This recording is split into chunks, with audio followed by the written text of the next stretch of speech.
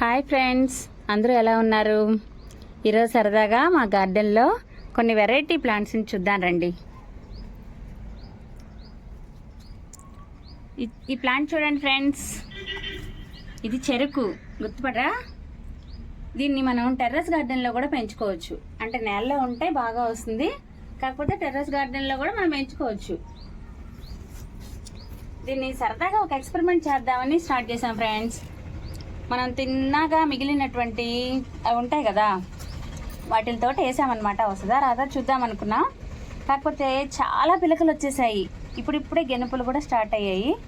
అయితే ఇప్పుడే గెనుపులు స్టార్ట్ అయ్యాయి కాబట్టి అవి చిన్న చిన్నగా ఉన్నాయన్నమాట.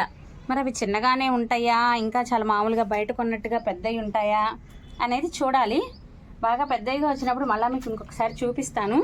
ప్రస్తుతానికైతే చిన్నగా ఉన్నాయి. అయితే ఒక్కొక్క దానికి మాత్రం చాలా పిలకలు వచ్చేసాయి. వాటన్నిటికీ గెనుపులు వస్తాయా, ఎలా ఉంటాయి, టేస్ట్ ఎలా ఉంటుందని నాకు కూడా చాలా ఆత్రంగా ఉంది. అసలు ఎప్పుడెప్పుడు అవి పెద్దవి అవుతాయా చూద్దామనుంది. మీరు కూడా మీ గార్డెన్లో ఈ చెరుకులు ఎప్పుడైనా పండించారా ఫ్రెండ్స్? ఒకవేళ పండించుంటే కనుక వాటిని ఎలా ఇంకా బాగా గ్రో చేయొచ్చు, అవి బాగా పెద్ద పెద్దవిగా రావాలంటే ఏం చేయొచ్చు, నాకు కూడా సలహాలు ఇవ్వండి. ఇది ఇంకో చెరుకు చెట్టు అనమాట. ఇందాక 2 చూసాం కదా, ఇది 3వది.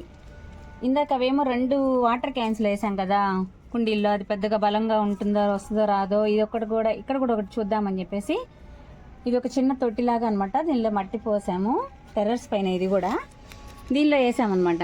దీనికి కూడా అలాగే చాలా పిలకలు వచ్చాయి. చూడండి మీరు ఎన్ని పిలకలు వచ్చాయో. ఒక్కటే గెనుపు వేసాము, చాలా పిలకలు వచ్చాయి. దీనికి కూడా అలాగే చిన్న చిన్నగా వస్తున్నాయి. మరి ఇదేమన్నా చెరుకు ఆ రకమా, లేకపోతే కొంచెం పెరిగిన తర్వాత పెద్దవి వస్తాయా అని వెయిట్ చేస్తూ ఉన్నాం. పెద్దవి అయిన తర్వాత చూడాలి ఫ్రెండ్స్, ఎలా ఉంటాయో, టేస్ట్ ఎలా ఉంటుందో అని.